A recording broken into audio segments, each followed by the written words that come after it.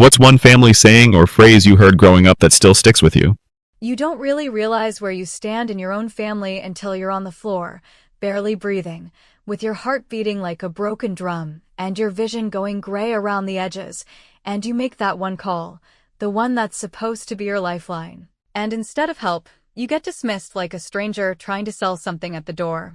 That night, when I collapsed in my bathroom, my face hitting the cold tile so hard I split my lip, the only number I could press was my mom's, because my ex-husband had stopped pretending to care a year earlier, and I didn't want to scare my friends. It wasn't the first time I felt my body shutting down from exhaustion and pain, but it was the first time I knew I wouldn't make it through without help. I remember holding the phone with shaking fingers, the cold floor seeping into my skin like ice, and the dial tone sounded so far away, like I was underwater. When my mom finally picked up, she didn't say hello the way moms do when they hear panic in your voice. She just sighed and said, "Emily, it's 9 o'clock. What's wrong now?" I told her I couldn't move, that something was wrong with my heart, that I'd been in pain for weeks, and now I couldn't even stand up without nearly blacking out. I waited for her voice to change, for the panic to creep in, for the maternal instinct to kick in like I'd seen in movies, but instead she said, and I remember every word, "You really need to drink more water. You push yourself too hard. Maybe you need to meditate." I hung up before she could finish the next line. I already knew it would be something about my type A personality and how it was finally catching up to me. That night, I called an ambulance myself, which meant another medical bill added to the pile that was already eating me alive. I was 38, single, and buried under nearly $60,000 of medical debt after 2 years of autoimmune complications that nobody seemed to take seriously. I had fought through every appointment, begged for answers, changed diets, tried medications, missed work, and drained my savings trying to stay alive and stay employed. And my family, the ones who'd taken credit for my independence my whole life, hadn't even offered to help me cover an Uber to urgent care. 3 months later, my cousin Kayla sent me a picture that made my hands go numb from anger. It was a group photo, one of those fake happy, golden light Instagram shots of my parents, beaming, their arms around my brother Ryan as he stood in front of a log cabin with a stupid little "Welcome Home" sign hanging from the porch. The caption read, "Ryan finally gets his retreat. He deserves a break after such a tough few years." Let me give you some context, in case this already sounds like a misunderstanding. Ryan is 35, hasn't worked a full-time job since 29, dropped out of grad school twice, and has spent the last 5 years working on his music, which is code in my family for spending all day smoking weed, complaining about capitalism, and asking our parents for money. But Ryan was always the golden one. Sensitive. Misunderstood. Special. I was the practical one, the responsible one, the fixer. The one who babysat him every summer while my parents worked late, even though I was only 2 years older. The one who didn't cry too much or ask for things because we had to make sacrifices. It took me weeks to get the full story, but eventually I found out from Kayla that my parents had used part of their retirement savings to buy Ryan a modest cabin near Mount Hood, saying he needed peace to heal. My mother apparently told her that Ryan's soul was so fragile and that Emily would understand because she's always been the strong one. No one had mentioned a word of it to me. Not even a text. At the time they were wiring over 100 grand to give my emotionally stunted brother a mountain escape, I was on the phone with collection agencies begging for a payment plan that wouldn't get my wages garnished.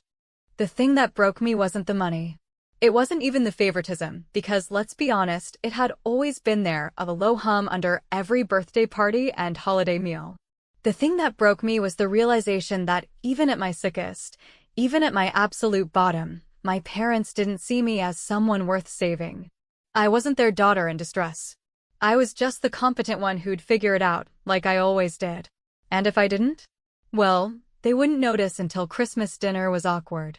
That night I sat in the dark on my apartment floor, the photo of Ryan's cabin open on my laptop, the bills spread out around me like a sea of failures, and something in me shifted. It wasn't rage, not the hot, screaming kind I'd felt before. It was colder. Cleaner. A silent kind of fury that doesn't need to shout because it knows exactly what needs to be done. I realized I didn't want revenge in the way you see in movies. I didn't want to call them screaming or post something dramatic online or send back a long email telling them how they failed me. I wanted something better. I wanted them to feel nothing. No access. No explanations. Just the slow, creeping weight of absence. I started planning that night. Not a dramatic exit. Just a quiet unraveling. A fading they couldn't trace. Because if there was one thing I knew for sure after that call, it was this: they didn't see me until they needed something from me. So what would happen if I simply stopped being available? Would they even notice I was gone? Or would they just keep buying cabins and telling themselves they'd raised two great kids? That was the night I stopped trying to be the daughter they didn't deserve. And that was just the beginning. There's something uniquely maddening about being asked, after decades of silence and self-sacrifice, why you never said anything, why you didn't speak up sooner, why you didn't let people know how you felt. As if you hadn't been screaming your truth in every exhausted sigh, every quiet withdrawal, every time you swallowed the urge to cry or scream or just walk away, and instead kept showing up, kept helping, kept carrying the load that nobody acknowledged even existed. When my mother sent the first message after I started to slowly pull away, it was short, brittle in tone, the kind of text you read twice because you're not sure if it's condescending or clueless. You've been quiet lately. Everything okay? And I stared at it for a long time, not because I didn't know what to say, but because every possible response I considered felt like a waste of oxygen. By then, it had been nearly 6 weeks since I'd responded to any group messages, 3 months since I'd picked up a phone call from either of them, and just a few days since I'd quietly removed myself from the family calendar app they insisted we all use, even though they only checked it to make sure Ryan's birthday was properly marked with a heart and exclamation marks. I didn't make an announcement. I didn't leave a final message. I just started reclaiming the air around me. It was terrifying at first, this sense that I was violating some unspoken rule that said daughters don't just disappear, but it was also something else, something unfamiliar, something almost thrilling. For the first time in my adult life, I was choosing myself, not loudly, not defiantly, but clearly. But the messages didn't stop. If anything, they escalated in frequency and emotional tone, as though my absence had triggered some parental alarm system that had never activated during my actual emergencies. First, there were the casual ones: saw a movie you'd love, or your dad fixed the dryer finally, haha. Those weird, breezy texts designed to pretend everything was normal, and then, when I didn't respond, the undertones changed. My mother began adding passive-aggressive little touches, writing things like, "We're worried about you, but maybe you're just too busy for family these days," or "I hope you haven't forgotten that Ryan's birthday is coming up. He always loved hearing from you." Each one of those texts felt like a slap, not because of what was said, but because of what was missing.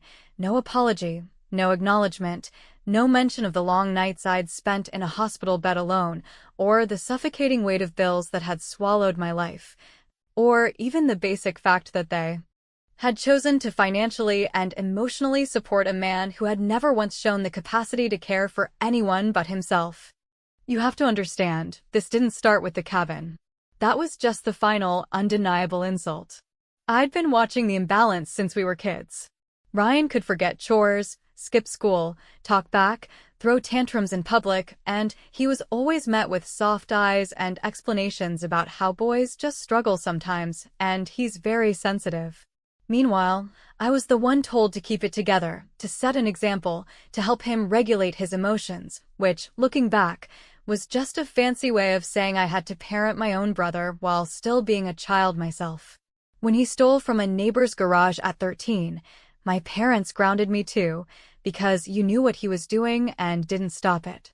When he dropped out of college for the second time, they paid off his debt and told him he was brave for trying. When I graduated with honors while working 2 part-time jobs, they said, "Well, you've always been responsible. That's just who you are." So no, I didn't say anything, not because I didn't notice, not because I wasn't hurt, but because every time I did try to express even a flicker of discomfort, I was met with some form of gaslighting. I was too sensitive, or reading into things, or holding on to old stuff that doesn't matter anymore. My silence wasn't passivity, it was survival. It was the only way I knew to keep peace in a family that had written me into a role I never auditioned for, a role I was never allowed to outgrow. But now the script was breaking down. My refusal to play my part was causing confusion, and that confusion made them angry. When I ignored their fourth or fifth message, they stopped pretending to be concerned and started implying blame. "We don't know what we did wrong," my dad texted one night, "but it would be nice if you could be an adult and tell us instead of acting like a teenager." That one stayed on my screen for a long time. I stared at it, reread it, felt that old pulse of guilt crawl up my spine, the reflex that made me want to fix things, to smooth over the conflict, to explain myself. But something in me, something raw and protective, finally spoke louder than the guilt. I didn't respond. I turned off my phone and went to bed. In the quiet, I started thinking not about what they had done recently, but about all the ways I had tried, year after year, to earn their affection. I thought about the time I flew across the country for my dad's retirement party, even though I'd just been through a flare-up and could barely walk. I thought about the birthday card I sent my mom last year, with a handwritten letter folded inside, telling her how much I wished we could be closer, something she never mentioned or acknowledged. I thought about how many times I'd listened to Ryan cry over breakups and dead-end projects, comforting him, encouraging him, being the sister he needed, even when he didn't deserve it. And none of that, not a single effort, had ever earned me the kind of love they gave him without question. That night, I began to understand something dangerous but true. They weren't going to change. They didn't want to. They wanted access, not accountability. They wanted me close enough to play the part, but not so close that I'd remind them of their own failures. And once I stopped playing along, once I pulled away, they weren't interested in understanding why. They just wanted the disruption fixed. So I made a decision, not out of rage, not even out of grief, but out of something sharper. I would give them exactly what they asked for all those years. Silence. Graceful, final, irreversible silence. No explanations. No blow-ups. Just absence. A clean, steady erasure. Because if they were going to pretend not to understand what they'd done, then they could live in that fiction without me. And maybe, just maybe, one day they'd finally feel what it's like to be the one left behind. The beauty of a quiet exit is that it doesn't require a speech, or a door slammed in anger, or a grand, theatrical gesture that demands attention and explanation. It unfolds like fog at sunrise, slow and subtle, nearly invisible to those who are too self-absorbed to notice the light changing around them. By the time I began putting distance between myself and my family, I wasn't fueled by drama or desperation. I was operating on something much colder, much steadier. Something that came not from pain, but from the numbness that settles in when pain becomes a permanent background noise, like a hum you no longer hear until someone points it out and you suddenly realize you've been gritting your teeth for years. It started with the smallest steps, each one so quiet and reasonable that they could never be accused of being vindictive. I stopped replying to texts that didn't actually ask me how I was. I let voicemails pile up without listening. I missed a family video call, because of work, then another, because I had a migraine, until eventually I wasn't invited at all. I withdrew from the family group chat with a single click, didn't announce it, didn't offer a reason, just removed myself the same way I'd always quietly cleaned up after holiday dinners, silently, efficiently, without praise or acknowledgement. And they barely noticed. Or if they did, they didn't say anything.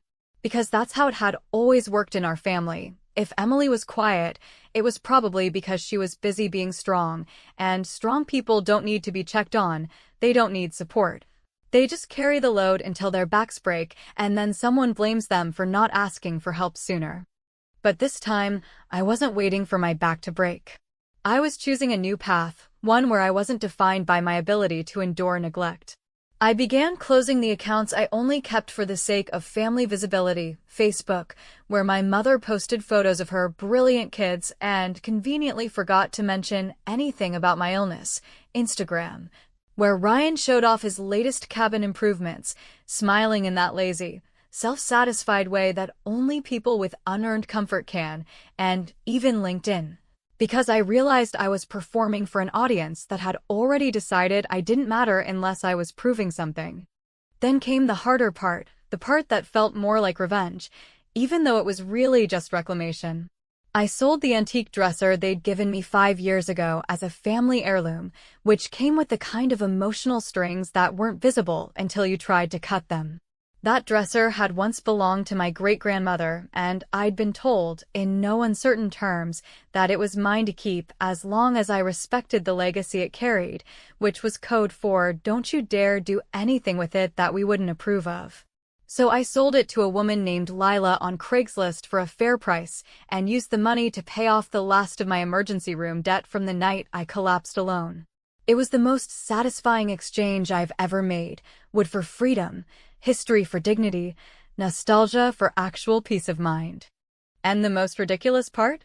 Even after all that, even after months of silence and space, they still didn't reach out with anything resembling clarity. No one said, "We're sorry." No one said, "We should have been there for you." Instead, they doubled down on confusion, sending texts that barely masked their irritation. My father asking, "Are you seriously going to ignore your own family over a misunderstanding?" And my mother writing, "You've always been dramatic when you're under stress.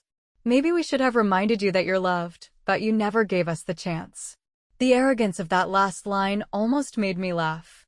As if they had ever been waiting for a chance to love me. As if my entire existence hadn't been one long audition for a role I was never cast in. Around that time, Ryan sent me an email. It was short, written in that half-assed, emotionally lazy style he used for everything, like even his concern came with a deadline. He said he'd heard I was in a weird place, and that maybe it would help to do something creative together. He offered, without irony, to fly me out to the cabin and help him build a recording space in the basement. We could use it to heal, he wrote, and maybe just talk things out, like siblings should. I didn't respond. I didn't even finish reading it. Because it was so absurdly on brand for Ryan to center himself in the fallout of my own crisis, to invite me into the sanctuary that had been purchased with the money my parents refused to spend on saving my health. It wasn't just tone deaf. It was insulting. It was proof that he hadn't changed, and that he never would, because why would he? No one had ever asked him to. At work, I started doing better. With fewer emotional distractions, I had more energy, more focus, more space in my brain that wasn't eaten up by resentment and grief. I got offered a leadership role on a new project and actually accepted it without hesitation, something I hadn't done in years. I started seeing a new therapist, someone who didn't waste time coddling my sense of duty to people who'd never met my needs. And for the first time in a long time, I started to believe that I could live without the need to be understood by the people who raised me. Still, part of me was waiting. Waiting to see if any of them would surprise me. Waiting to be proven wrong about their capacity for reflection, for change, for even a small act of accountability. But all I got was more of the same. That's when the letter arrived. It was handwritten on stationery that I recognized from my mother's office drawer, the kind she used for thank you notes and condolence cards. The envelope was cream-colored, the ink a careful blue, her script tight and precise, like she was trying to prove she was still in control of something. Inside, the letter unfolded in careful lines of forced empathy and unacknowledged cruelty. She wrote about how much they missed me, how confused they were by my behavior, how deeply they wanted to fix whatever this is. And then came the line that stuck with me for days, the one that made my stomach knot and my jaw clench. "We didn't know you were struggling. You should have told us. We always thought you were the strong one." That one sentence undid me, not because it was new, but because it was the same refrain I'd been hearing my entire life, repackaged like a compliment, but carrying the weight of 1,000 abandoned moments. I was tired of being the strong one. I was tired of being expected to hold up the walls while everyone else got to fall apart and be forgiven. And in that moment, I knew I was right to walk away, even if the cost of freedom was being misunderstood forever. Because here's the truth no one wants to say out loud: sometimes, the only way to reclaim your life is to let the people who hurt you believe they didn't. Let them keep their innocence. Let them cling to the fiction. Let them write their letters and send their texts and wonder endlessly what they did wrong. Because if they couldn't see it when it mattered, they don't deserve the clarity now. And I had no interest in offering them closure. Grief, when it doesn't arrive all at once like a storm but instead seeps in quietly, through the cracks you didn't know were there, carries with it a strange weight. A weight that's not loud or violent, but one that rearranges the furniture of your soul so slowly that one day you look around and nothing is where you left it. By the time I received the letter, the one written in my mother's rigid cursive on heavy cream stationery, the emotional furniture in my life had already been moved so far from its original layout that reading her words felt less like opening a door to reconciliation and more like reading a carefully worded denial from a stranger who had once borrowed my face in photographs and claimed to have known me. She wrote 3 pages, each one dense with the kind of language that sounds concerned if you don't read too closely, but which falls apart under the weight of everything it avoids.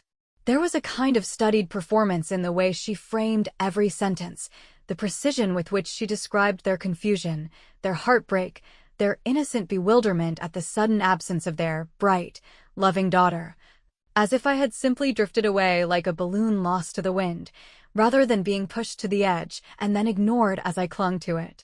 She said things like, "We always thought you were so independent, and it hurts that you felt like you couldn't come to us," as if they hadn't spent years training me to believe that my pain was inconvenient, that my needs were burdensome, that my accomplishments were expected but my suffering was excessive. The letter never mentioned the night I called them from the floor, voice shaking and small, asking for help and being told to hydrate.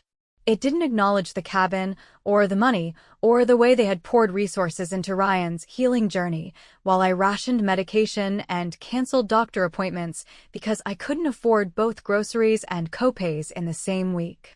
Instead, she wrote that maybe Ryan just needed more from us and that you've always been stronger, as if strength were some endless reservoir I had chosen to dip into while others, like Ryan, were just born parched and deserving of more water. Reading that letter didn't hurt the way I thought it might. I'd prepared for pain, for a reopening of wounds I'd worked so hard to cauterize with silence and space. But what I felt instead was something closer to confirmation that they hadn't changed, that their version of events would always be narrated from the safe perch of their own comfort, and that any deviation from the image they'd built of me would be met not with humility, but with passive confusion and self-pity. But even then, as much as I wanted to throw it away, to pretend it never arrived, there was a part of me, small and infuriating, that still wanted to believe in the possibility of something different. I didn't want an apology in the abstract. I didn't want "we miss you," or "we're sad," or "we don't understand." I wanted one single moment of clarity, someone, anyone in that family, looking me in the eye and saying, "We failed you." Not out of guilt. Not because I forced them to, but because they finally saw it for themselves. That moment never came. Instead, what came were more messages, more calls, more thin attempts at contact that hovered just enough on the edge of concern to avoid sounding accusatory, but with just enough of a sting to remind me that they still believed I was the problem.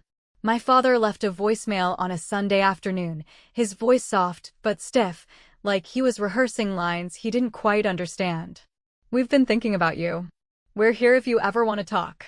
I don't know what we did to make you feel this way, but I just hope we can go back to how things were." That last line, "go back to how things were," sat in my chest like a stone for days. Because how things were, to him, was a system in which I suffered quietly while everyone else rested easy. How things were meant me carrying the emotional debt of an entire family while being denied even the smallest acknowledgement of how heavy it all was. How things were meant pretending I wasn't drowning so they could keep believing they were good parents. Around the same time, I started getting updates from mutual friends and extended family, people who meant well, but who couldn't seem to help themselves from mentioning that my parents seemed off lately, or that my mother had lost some weight from the stress, or that Ryan had told someone at a dinner party that I was just going through something and that he was giving me space because that's what family does. I stopped answering those calls too, because I didn't want to be the villain in their story, but I also wasn't willing to be the ghost anymore, the quiet, loyal, dependable presence who only existed in relation to their comfort. I wanted something else now, something I hadn't let myself want in years. Peace. Real peace. Not the kind that comes from forced forgiveness or polite conversations, but the kind that comes from detachment, from knowing that I no longer needed their validation to justify my own reality. I wanted a life that wasn't measured by my ability to tolerate other people's failings. I wanted to exist without the constant background noise of their disappointment or confusion or need. And so, when they showed up at my door one afternoon unannounced, with a bouquet of tulips in my mother's hand and a look of quiet desperation on my father's face, I didn't answer. I stood behind the curtain, my heart pounding not from fear but from a kind of sick, exhausted awe at the spectacle of it all. They stood there for maybe 5 minutes, maybe 10, my mother eventually setting the flowers gently on the doormat, like she was laying an offering at a grave. They never knocked. They didn't call. They just stood and waited, and then walked away, their shoulders heavy with confusion and hurt they didn't know how to name. And I didn't cry. Not then. Not after. I just sat down on the floor, back against the wall, and stared at the flowers until the light changed and the shadows got long and I could finally feel the air in the room settle around me again. Because this time, I hadn't let them in. Not physically. Not emotionally. Not even a crack in the door. And in that moment, I understood that this silence, this boundary, this refusal, was the real answer they claimed they were looking for. It wasn't a message they could read, or a voicemail they could replay. It was a living, breathing statement. It was me choosing my own peace over their performance of care. They asked what they did wrong. And now, for the first time, I was letting them live with the silence where my explanation used to be. It's a strange thing, the way time reshapes pain, not by erasing it or making it softer, but by changing its texture, dulling its sharpness just enough that you stop flinching every time a memory surfaces, until eventually, the memories stop controlling your breath and simply become part of the air you live in. By the time I moved out of the city, away from the places where I'd collapsed, healed, bled, and grown, I wasn't running anymore, and I wasn't hiding either. I was simply choosing a life where my name didn't echo off the walls of a house built on obligation, guilt, and performance. I didn't send out any grand announcement, didn't post an inspirational quote about boundaries or forgiveness or rebirth.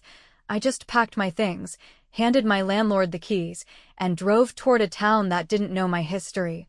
That wouldn't ask why I hadn't seen my family in over a year, that wouldn't see my silence as rudeness, but instead as what it really was, survival in its purest, quietest form. I rented a small place outside Salem, nothing glamorous, just enough space for my dog, my books, and a kitchen where I could finally cook for myself without hearing my mother's voice in my head commenting on the calories, or the mess, or the smell. I started every morning not with anxiety but with stillness, and I worked a job that no longer drained me dry because I'd finally stopped spending half my emotional energy bracing myself for the next wave of family expectations I could never meet.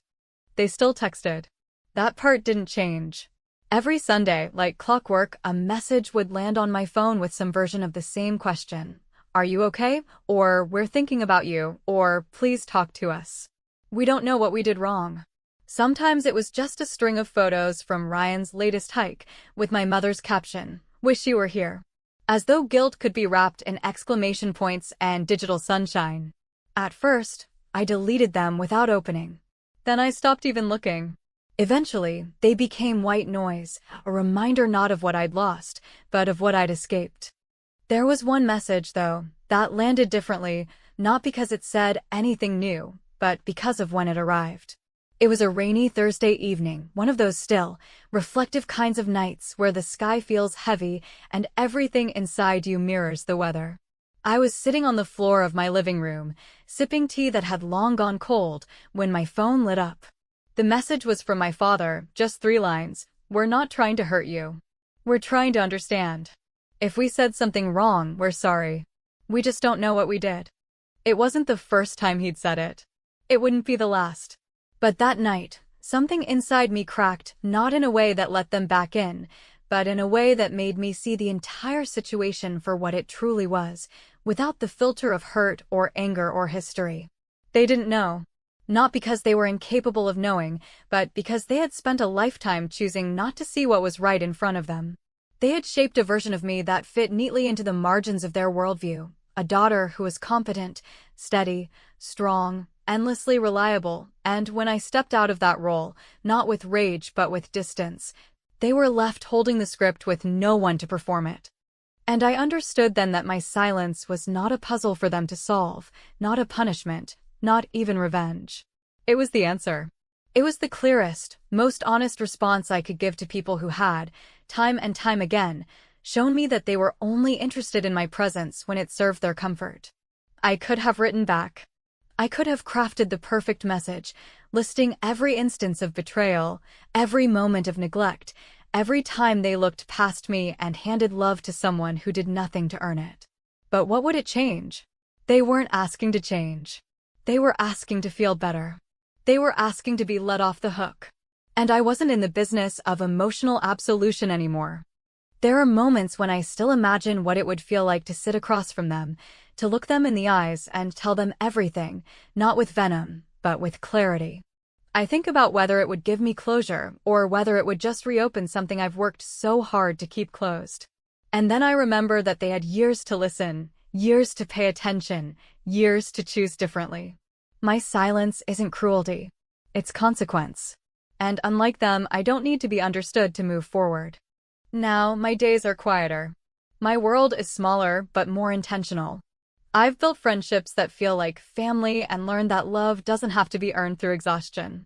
I've learned to celebrate small things: a morning without pain, a kind email from a colleague, a weekend spent in solitude that feels nourishing rather than lonely. I've learned to let go of the need to rewrite the past or make others rewrite theirs.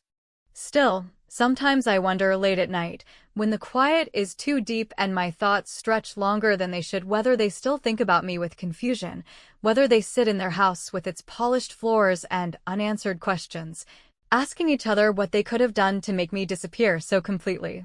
I wonder if they scroll through old photos and pause on the ones where I'm smiling just enough to be convincing, but not enough to be real.